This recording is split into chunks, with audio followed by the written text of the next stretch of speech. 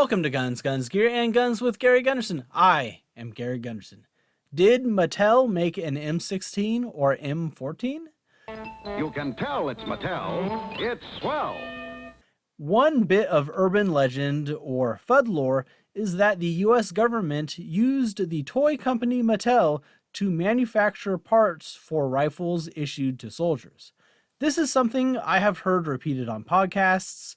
I've seen it on websites and forums, but it came up in conversation recently and I repeated it like it was true, but I was questioned on it, and then I thought to myself, well, I've certainly heard it, but I've never seen an image of a Mattel branded M16 grip or M14 stock, and if they existed, surely they would have made the rounds on the internet as a haha, isn't this funny sort of thing, either as a meme or a did you know piece of info that recirculates every few years as it is rediscovered.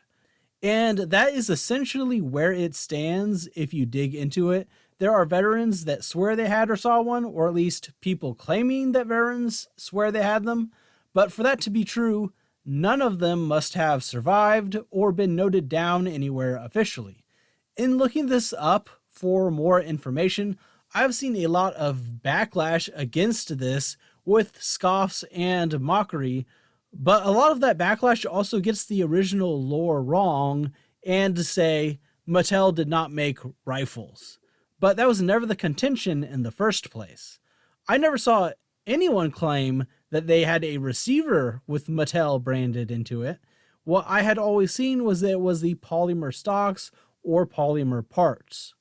It may seem silly that the US government would form a contract with a toy company to receive rifle parts, but then again, a jukebox company did make M1 carbines. So the idea of it itself is not completely absurd. Albeit that was in the midst of the Second World War, when entire sections of the economy were converted to the war effort. I thought, well, has anyone taken the time to actually seriously consider it? So I did some searching on federal contracts databases, and I couldn't find anything about it there. I emailed Mattel directly, and they have not responded after waiting several weeks, like I'm a crazy person or something. I feel dismissed, but they did sign me up for their mailing list, so thanks. So where did this piece of lore come from? It is probably a few things coming together, along with the fuzziness of memory as time passes. At the time the M16 was issued, a lot of people did kind of make the joke, oh, you can't tell it's Mattel, it's swell, which was a slogan of the company. You can tell they're Mattel. They're swell.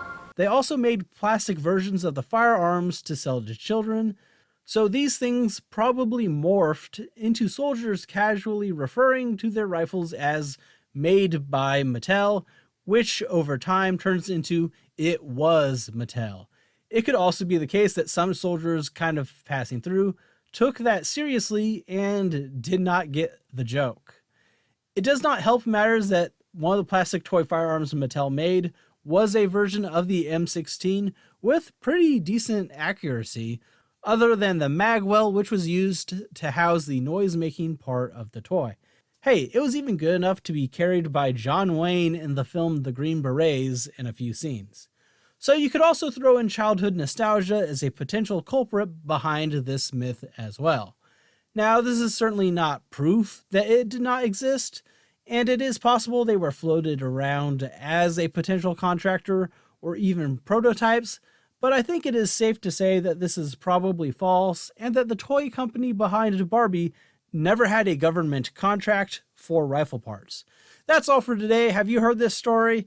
Do you think it could still be true? Let me know in the comments down below. Please consider supporting the channel on Patreon, join the Discord, but if not, please subscribe, like the video, and share it with others.